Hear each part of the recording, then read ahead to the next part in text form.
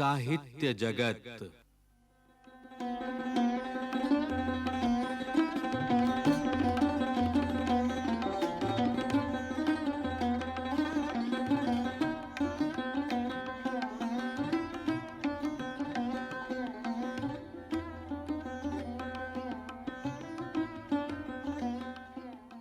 राष्ट्रीय शैक्षिक अनुसंधान और प्रशिक्षण परिषद के केंद्रीय शैक्षिक प्रौद्योगिकी संस्थान द्वारा प्रस्तुत है किशोर बच्चों हेतु साहित्यिक कार्यक्रमों पर आधारित रेडियो पत्रिका साहित्य जगत।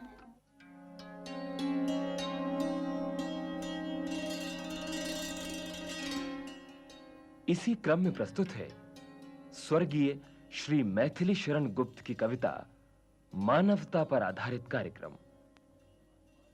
प्रस्तुत है कविता मानवता।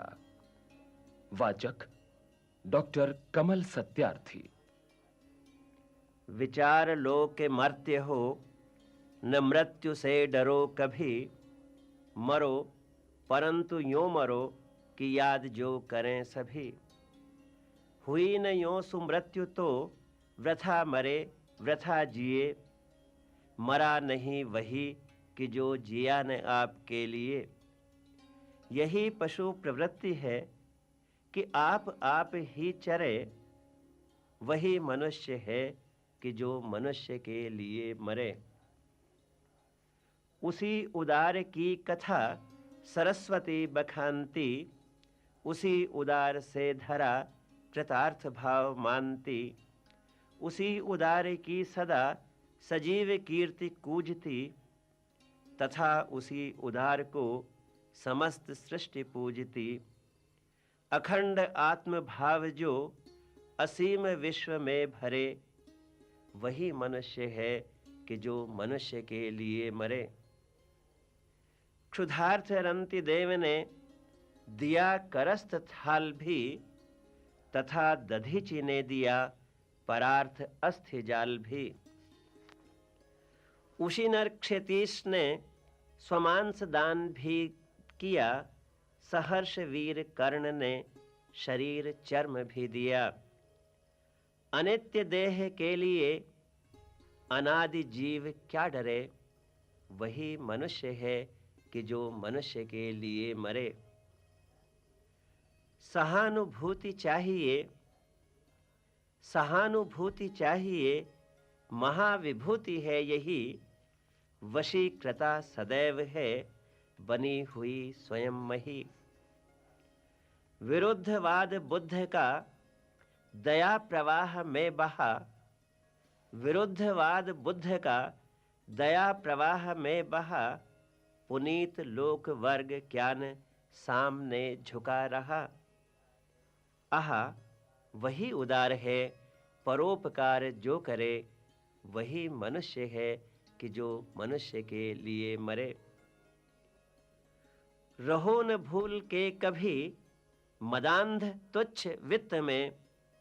सनाथ जान आपको करो न गर्व चित्त में। अनाथ कौन है यहाँ, अनाथ कौन है यहाँ। त्रिलोकनाथ साथ हैं। दयालु दीन बंधु के बड़े विशाल हाथ हैं। अतीव भाग्यहीन है अधीर भाव जो करे। वही मनुष्य है कि जो मनुष्य के लिए मरे। अनंत अंतरिक्ष में अनंत देव हैं खड़े। समक्ष ही स्वबाहु जो बढ़ा रहे बड़े बड़े। परस्परावलंब से उठो तथा बढ़ो सभी। अभी अमर्त्य अंक में अपंक हो चढ़ो सभी। रहो न यों के एक से न काम और का सरे। वही मनुष्य है कि जो मनुष्य के लिए मरे। चलो अभीष्ट मार्ग में सहर्ष खेलते हुए। विपत्ति विघ्न जो पड़े उन्हें ढकेलते हुए। घटे न हेल मेल हाँ, घटे न हेल मेल हाँ। बढ़े न भिन्नता कभी। अतर्क एक पंथ के सतर्क पंथ हों सभी। वही समर्थ भाव है वही समर्थ भाव है कि तारता हुआ तरे, वही मनुष्य है कि जो मनुष्य के लिए मरे। ये थी कविता मानवता। इसके वाचक थे डॉक्टर कमल सत्यार्थी, लेखक मैथिली शरण गुप्त। मैथिली शरण गुप्त का जन्म सन 1886 में चिरगांव, झांसी में हुआ था। उनके पिता का नाम सेठ रामचरण था, जो स्वयं राम के भक्त थे तथा काव्य प्रेमी भी। मैथिली शरण गुप्त को काव्य का संस्कार पिता से मिला। हिंदी, संस्कृत और बंगला का ज्ञान उन्होंने स्वाध्याय से प्राप्त किया। हिंदी साहित्य सम्मेलन प्रयाग से उन्होंने मंगला प्रसाद पारितोषिक प्राप्त किया तथा भारत सरकार ने भी उन्हें पद्म भूषण से अलंकृत किया। वे कई वर्ष तक राज्यसभा के मनोनीत सदस्य रहे। गुप्त जी ने राष्ट्र की गौरव गरिमा का गान किया। प्राचीनता और नवीनता को एक सूत्र में पिरोकर उन्होंने संस्कृति और समृद्धि की ओर संकेत किया। उनकी अभिव्यक्ति की भाषा थी खड़ी बोली, सीधी सरल बोलचाल की भाषा, लेकिन फिर भी व्याकरण सम्मत, परिष्कृत, परिमार्जित। श्री मैथिली शरण गुप्त की ओजस्वी वाणी ने हिंदी को एक नई दिशा दी। इन्हें राष्ट्रकवि होने का गौरव प्राप्त था। सन 1964 में उनकी मृत्यु हो गई। मैथिली शरण गुप्त ने अनेक ग्रंथों की रचना की, जिनमें से प्रमुख हैं साकेत, यशोधरा, द्वापर, सिद्धराज, पंचवटी, जयद्रथ वध, भारत भारती, जय भारत आदि। प्रस्तुत कविता मानवता में अतीत के गौरव की कथा है, जीवन के मूल्यों की अभिव्यक्ति है। प्रेम और सहानुभूति का ऐसा पाठ पढ़ाया गया है कि हर व्यक्ति सजग, सचेत हो, उदारता की प्रतिमूर्ति बने। भाग्य के भरोसे रहने वालों के लिए यह कविता एक सचेत जागृति का संदेश लिए है। विपत्तियों, विघ्नों को ठेलते ढकेलते हुए, राह के रोड़ों को हटाते हुए आगे बढ़ने की घोषणा ही इस कविता का मूल स्वर है। प्रस्तुत है कविता मानवता पर डॉक्टर कमल सत्यार्थी से बातचीत कर रही हैं हरसिमरन कौर। मानवता कविता की पहली पंक्ति में ही कवि ने कहा है, न मृत्यु से डरो कभी। कवि ने ऐसा क्यों कहा है? कवि कहता है इस सारी कविता में, खूब विचार लो कि मृत्यु हो, न मृत्यु से डरो कभी। मरना तो है ही, मृत्यु अवश्यंभावी है, होकर रहेगी, सत्य है। फिर मृत्यु से क्या डरना है? लेकिन ऐसी मृत्यु किस काम की कि आदमी अपने लिए जिया, अपने लिए मर गया। मृत्यु उनके सार्थक है जो दूसरों के लिए जीते हैं, दूसरों के लिए मरते हैं। उन्हीं की कथा बड़े बड़े कवि लिखते हैं, उन्हीं पर काव्य रचे जाते हैं, उन्हीं पर कहानियाँ लिखी जाती हैं। वही देश और जाति को प्रेरणा देते हैं। उन्हीं लोगों का इतिहास में नाम अमर रहता है, उन्हीं का जीवन धन्य है। इसलिए कवि कहता है कि मरते सभी हैं, लेकिन मरना उन्हीं का मरना है जो दूसरों के लिए जीते हैं, जो परोपकार करते हैं, जो मनुष्यता के दिव्य गुण धारण करते हैं। कवि ने पशु प्रवृत्ति और सच्चे मानव में क्या अंतर बताया है? देखिए, इसी कविता में कहा है, यही पशु प्रवृत्ति है कि आप ही चरे। जो अपनी स्वार्थ पूर्ति में लगा हुआ है, अपने लिए जी रहा है, दूसरों की उसे परवाह ही नहीं है, वो तो पशु है। मनुष्य तो वह है जो दूसरों के लिए जीता है, जो अपने जीवन का ध्येय बनाकर चलता है। मुझे दूसरों के लिए ही अपने जीवन के सर्वोत्तम क्षण बलिदान देने हैं। गुप्त जी ने उदार विशेषण का प्रयोग कैसे लोगों के लिए किया है? उसी उदार की कथा सरस्वती बखानती।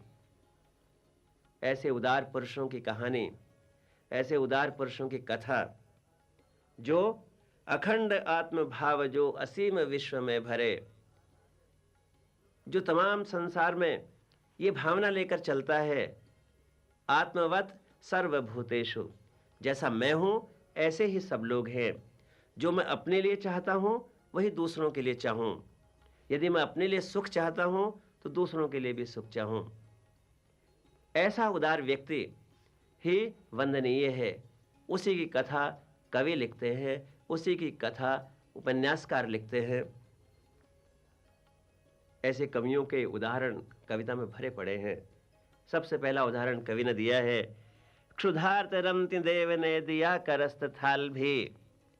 राजा रंतिदेव ने दूसरों के लिए, भूखे व्यक्ति की भूख मिटाने के लिए अपने सामने आया हुआ भोजन का थाल दे दिया था, जबकि राजा रंतिदेव 40 दिन तक भूखे रहे थे। लेकिन अपने अतिथि सत्कार में फिर भी न जो रूखे रहे। अतिथि सत्कार करने में वो कृपण नहीं बने। जैसे ही सामने से उन्हें देखा भूखा व्यक्ति चला रहा है, अपने सामने आया हुआ थाल उन्होंने उसको दे दिया, लो भाई तुम अपनी भूख मिटाओ। तथा दधीचि ने दिया परार्थ अस्थि जाल भी। ऋषि दधीचि ने देवताओं के कल्याण के लिए अपनी हड्डियों का दान दे दिया था। दधीचि की हड्डियों से ही वज्र बनाया गया, जिससे कि उस दानव का विनाश हुआ, दानव को मारा इंद्र ने। इसी में एक उदाहरण, बड़ा सुंदर उदाहरण दिया है, उशीनर क्षेतीश ने स्वमांस दान भी किया। उशीनर प्रदेश का राजा शिवी पुराण प्रसिद्ध राजा है, बड़ा दानी था। उसके दान की परीक्षा करने के लिए इंद्र ने धर्म, अग्नि उनको भेजा, और कबूतर बनकर के अग्नि जब गया तो स्वयं इंद्र बाज बनकर के उसके पीछे चला। कबूतर राजा की गोद में बैठ गया। राजा ने शरण में आए हुए कबूतर को देखा। उन्होंने संकल्प कर लिया कबूतर को बचाया जाएगा बाज से। लेकिन मनुष्य की वाणी में बाज ने कहा, राजन आप तो धर्म पुरुष हैं, मैं भी भूखा हूं, क्या आप, यार ये मेरा भोजन है, क्या आप इसे बचाने के लिए मुझे भूखा रखेंगे? राजा दयालु था, धार्मिक था। उन्होंने कहा, इंद्र न, उन्होंने कहा, बाज मैं जानता हूं मेरा धर्म क्या है, लेकिन ये मेरी शरण में आया है, ये निरीह है, इसे बचाना मेरा धर्म है। इसके बराबर मैं अपने शरीर का मांस तुम्हें दे सकता हूं। बाज ने कहा, मुझे कोई ऐतराज नहीं है, दीजिए। और राजा शिवी ने अपने शरीर का मांस काट करके तराजू में एक और रख दिया, कबूतर को दूसरी ओर। लेकिन निरंतर कबूतर का वजन बढ़ता चला गया। राजा शिवी अपने शरीर का मांस काट काट करके रखते चले गए, लेकिन तो भी कबूतर भारी था। राजा स्वयं बैठ गए तराजू में। ये देख करके इंद्र एक विस्मित रह गया और उसने हाथ जोड़कर कहा, आप तो सच्चे धर्म पुरुष हैं, आप वंदनीय हैं। दूसरों के लिए अपने प्राण इस प्रकार अर्पित करने वाला व्यक्ति निश्चित रूप में महामानव है। उसका मुकाबला किसी भी धर्म से, किसी धार्मिक पुरुष से नहीं किया जा सकता। तो इस तरह के उदाहरण इस कविता में बहुत सारे आए हैं। सहर्ष वीर कर्ण ने शरीर चर्म भी दिया। कर्ण ने अपने शरीर का चमड़ा, चमड़े का यहाँ अर्थ है उनके शरीर पर कवच इस तरह से जमा हुआ था कि वो उनके चमड़े का एक अंग बन गया था। उस कवच को उतारना सहज नहीं था। कवच को अगर उतार कर दिया जाए तो साथ में सारी चमड़ी छिल करके आ जाती थी। इंद्र ब्राह्मण का भेष बनाकर गए कर्ण के पास और उनसे कहा, कर्ण तुम तो बड़े दानी हो, लेकिन मैं एक बड़ी अद्भुत चीज मांगने आया हूं, हो सकता है कि तुम उसे न दे सको। कर्ण ने कहा, ब्राह्मण, जो तुम मांगोगे मैं दूंगा। तो फिर कर्ण, तुम अपना ये कवच और ये तुम्हारे कानों में चमकते हुए जो कुंडल हैं, ये मुझे दे दो। थोड़ा आश्चर्य हुआ कर्ण को, कवच और कुंडल मांगने वाला व्यक्ति कौन है। उसने कहा, मैं आपको पहचान गया, लेकिन आप कोई भी हो तो भी मैं आपको कह चुका हूं, अपने कवच और कुंडल ये समझते हुए भी मैं दूंगा कि इन पर मेरी विजय आधारित है। कवच और कुंडल धारण करके मैं अजेय हूं, अमर हूं, और इनके न रहने से महाभारत के युद्ध में मैं मारा जा सकता हूं। तो भी आप आए हैं, आपने मांगा है, तो मैं दूंगा। तो कर्ण जैसे उदार व्यक्ति इतिहास में बहुत कम हुए हैं। कवि ने इसीलिए कर्ण का उदाहरण दिया है, कर्ण की उदारता का। गुप्त जी ने एक स्थल पर कहा है, अनित्य देह के लिए अनादि जीव क्यों डरे। कवि ने जब शरीर को अनित्य कहा है तो जीव अनादि कैसे हो गया। अनित्य देह के लिए अनादि जीव क्या डरे। ये शरीर तो मरणशील है, सभी को मरना है, ये रहने वाला नहीं है। फिर मनुष्य को इसके लिए क्या डर। नित्य प्रति बहुजन मरते हैं, रोजाना लोग मर रहे हैं, तदपि मृत्यु से हम डरते हैं। तो भी कितने आश्चर्य की बात है कि हम मरने से डरते हैं। इससे अधिक कौन विस्मय है। जो निश्चित है उससे भय है। एक बड़ी अच्छी बात कविता में है, सहानुभूति चाहिए महाविभूति है यही, वशीकृता सदैव है बनी हुई स्वयं मही। मनुष्यता का सबसे बड़ा लक्षण क्या है। सबसे बड़ा लक्षण है सहानुभूति। जिसके मन में दूसरों के लिए सहानुभूति नहीं है, दया माया नहीं है, करुणा नहीं है, उसमें मनुष्यता हो ही नहीं सकती। मनुष्यता के लिए सबसे बड़ा गुण ही चाहिए दूसरों के प्रति सहानुभूति की भावना। विरुद्धवाद बुद्ध का दया प्रवाह में बहा। इस सहानुभूति के कारण ही महात्मा बुद्ध, जो परंपरागत ब्राह्मण धर्म और कर्म कांड के विरुद्ध मत लेकर के चले थे, जीव मात्र पर दया के कारण, सहानुभूति के कारण उनके धर्म का सार ही बन गया सहानुभूति, दया, करुणा। इसलिए कवि कविता में कहता है, रहो न भूल के कभी मदांध तुच्छ वित्त में। धन तो बड़ा तुच्छ है, धन के लिए क्या गर्व करना। सनाथ जान आपको करो न गर्व चित्त में। अपने आप को ये मत समझ लो कि तुम ही सब कुछ हो, सब कुछ तो परमात्मा है। इसलिए इस धरती पर कोई भी अनाथ नहीं है, सबका वही सहारा है। दयालु दीन बंधु के बड़े विशाल हाथ हैं, इसलिए अनाथ कोई भी नहीं है। अनाथ कौन है यहाँ? त्रिलोकीनाथ साथ हैं, सबके साथ परमात्मा है। एक और शब्द आता है, अनंत अंतरिक्ष में अनंत देव हैं खड़े। अनंत देव, इस पर आप प्रकाश डालिए। अनंत देव कवि मैथिली शरण गुप्त बड़े आस्थावादी कवि हैं, धर्मपरायण कवि हैं। हिंदू पुराणों से उनका बड़ा संबंध है। वे कह रहे हैं, अनंत अंतरिक्ष में अनंत देव हैं खड़े। अनेक देव तेरी सहायता करने के लिए उत्सुक हैं, उनके हाथ तेरे लिए बढ़ेंगे। तू दूसरों के लिए सहायता कर, तेरा कल्याण होगा। बहुत से देवी देवता तेरी सहायता के लिए अर्पित हैं। कवि कह रहा है कि हमारे पुराने ऋषि मुनि तपस्या करते थे अपने कल्याण के लिए, आत्म कल्याण के लिए बरसों तक चिंतन करते थे।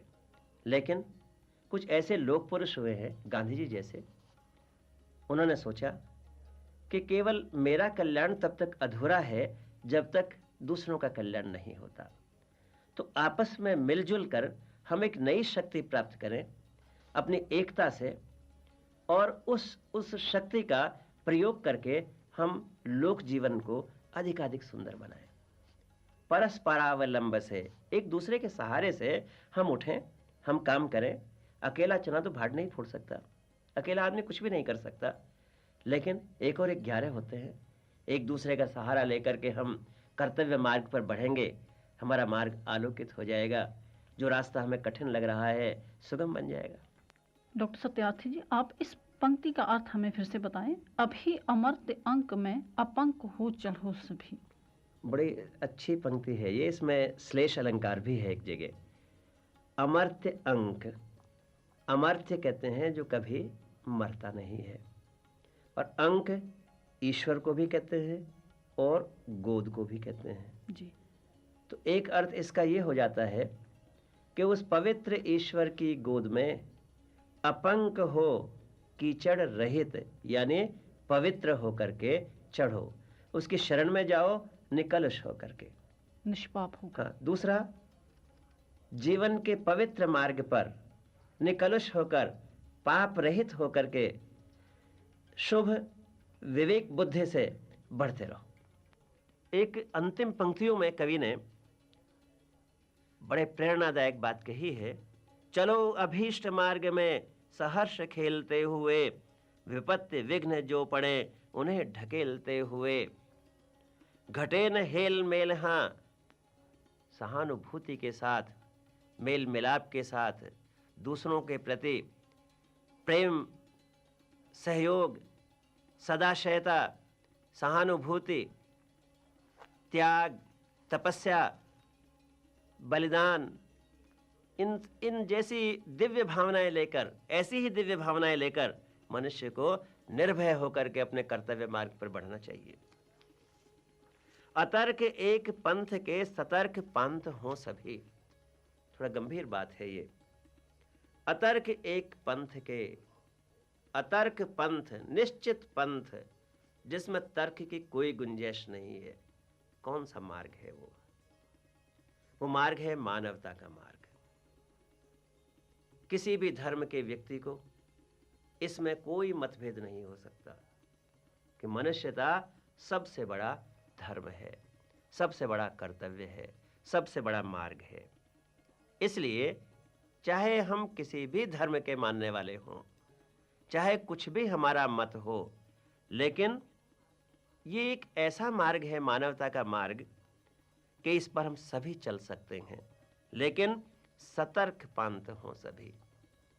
सतर्क शब्द का प्रयोग बड़ा सुंदर प्रयोग किया है। सतर्क, समझ बूझकर, विवेक के साथ, तर्क के साथ हम कोई भी रास्ता क्यों न अपनाएं, लेकिन समझदारी के साथ। इस रास्ते पर चलने से क्या हमारा हित है, क्या समाज का हित है, इस बात में कितना लोक कल्याण है, समझदारी के साथ हमें उस रास्ते को ग्रहण करना चाहिए। वही समर्थ भाव है कि तारता हुआ तरे। समर्थ कौन है? समर्थ वो नहीं है जो अपने लिए जी रहा है। समर्थ तो वो है जो दूसरों को भी अपने साथ लेकर के बढ़ रहा है। मैं खुद तैरकर चला जाऊं, दूसरा डूब जाए, ये समर्थ तैराक की तैराकी नहीं है। समर्थ तैराक तो वो है जो अपने आप भी न डूबे और दूसरों को भी नदी के पार ले जाए। मैं भी सुख से रहूं, दूसरे लोग भी सुख से रहें। मुझे जितना सुख मिल रहा है, मैं दूसरों को भी उतना ही सुख दे सकूं। तभी मैं समर्थ हूं, तभी मैं मनुष्य हूं, तभी मेरी मानवता वंदनीय है, धन्य है। विचार लो के मर्त्य हो, न मृत्यु से डरो कभी, मरो परंतु यों मरो कि याद जो करें सभी। हुई न यों सुमृत्यु तो वृथा मरे वृथा जिए, मरा नहीं वही कि जो जिया न आपके लिए। यही पशु प्रवृत्ति है कि आप ही चरे, वही मनुष्य है कि जो मनुष्य के लिए मरे। उसी उदार की कथा सरस्वती बखानती, उसी उदार से धरा कृतार्थ भाव मानती। उसी उदार की सदा सजीव कीर्ति कूजती, तथा उसी उदार को समस्त सृष्टि पूजती। अखंड आत्म भाव जो असीम विश्व में भरे, वही मनुष्य है कि जो मनुष्य के लिए मरे। क्षुधार्थ रंति देव ने दिया करस्त थाल भी, तथा दधीचि ने दिया परार्थ अस्थि जाल भी।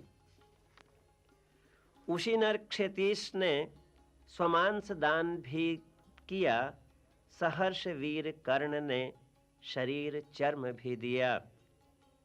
अनित्य देह के लिए अनादि जीव क्या डरे, वही मनुष्य है कि जो मनुष्य के लिए मरे। सहानुभूति चाहिए, सहानुभूति चाहिए, महाविभूति है यही। वशीकृता सदैव है, बनी हुई स्वयं मही। विरुद्धवाद बुद्ध का दया प्रवाह में बहा, विरुद्धवाद बुद्ध का दया प्रवाह में बहा। पुनीत लोक वर्ग ज्ञान सामने झुका रहा। आहा, वही उदार है, परोपकार जो करे, वही मनुष्य है कि जो मनुष्य के लिए मरे। रहो न भूल के कभी मदांध तुच्छ वित्त में, सनाथ जान आपको करो न गर्व चित्त में। अनाथ कौन है यहाँ, अनाथ कौन है यहाँ, त्रिलोकनाथ साथ हैं। दयालु दीन बंधु के बड़े विशाल हाथ हैं। अतीव भाग्यहीन है, अधीर भाव जो करे, वही मनुष्य है कि जो मनुष्य के लिए मरे। अनंत अंतरिक्ष में अनंत देव हैं खड़े, समक्ष ही स्वबाहु जो बढ़ा रहे बड़े बड़े। परस्परावलंब से उठो तथा बढ़ो सभी, अभी अमर्त्य अंक में अपंक हो चढ़ो सभी। रहो न यों के एक से न काम और का सरे, वही मनुष्य है कि जो मनुष्य के लिए मरे। चलो अभीष्ट मार्ग में सहर्ष खेलते हुए, विपत्ति विघ्न जो पड़े उन्हें ढकेलते हुए। घटे न हेल मेल हाँ, घटे न हेल मेल हाँ, बढ़े न भिन्नता कभी। अतर्क एक पंथ के सतर्क पंथ हों सभी। वही समर्थ भाव है, वही समर्थ भाव है कि तारता हुआ तरे। वही मनुष्य है कि जो मनुष्य के लिए मरे। साहित्य जगत।